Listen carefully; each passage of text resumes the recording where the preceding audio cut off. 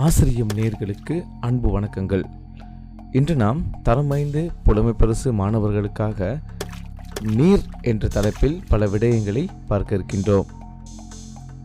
இதுவரை எமது தளத்தை சப்ஸ்கிரைப் செய்யாதவர்கள் சப்ஸ்கிரைப் செய்து கொள்ளுங்கள். நீர் என்பது ஒரு பெருமதிமிக்க வளமாகும்.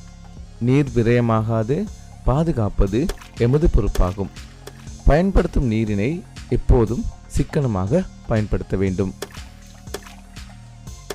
தற்போது நீர் விரயமாகும் சந்தர்ப்பங்களை பார்த்தோமானால், தேவைக்கு அதிகமாக நீரை பயன்படுத்தல், நீர்க்குழாய்களை தேவையில்லாது திறத்தல், குடிநீரில் கழிவுகளை சேர்த்தல், பருகுவதற்கு அதிகமான நீரை விட அதிக அளவு நீரை பெற்று ஊற்றுதல், நீர்க்குழாயை திறந்து கொண்டு வேறு வேலைகளை செய்தல், நீர்க்குழாய்களில் நீர்க்கசிவுகள் ஏற்படல், நீர் தாங்கிகளின் இருந்து நீர் கசிதல் அல்லது வடிதல் போன்ற காரணங்களினால் நீர் விரயமாகின்றது.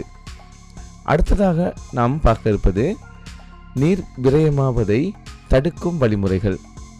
நீர் விரயமாவதை தடுக்கும் வழிமுறைகளாக தேவைக்கு ஏற்ற நீரை மட்டும் பெறுதல், நீர்க்குழாய்களை தேவையின் கருதி மட்டும் திறத்தல், பாத்திரங்களில் காணப்படும் குடிநீரை மூடி வைத்தல், பூந்தோட்டங்களில் பூவாளி மூலம் நீரை தெளித்தல், நீர்க்குழாய் நீர்த்தாங்கி என்பவற்றின் ஒழுக்குகள் காணப்படின் அவற்றை திருத்துதல், கழிவு நீரை பயிர் செய்கைக்கு பயன்படுத்தல் போன்ற வழிமுறைகள் மூலம் நாம் நீர் விரயமாவதை தடுக்க முடியும்.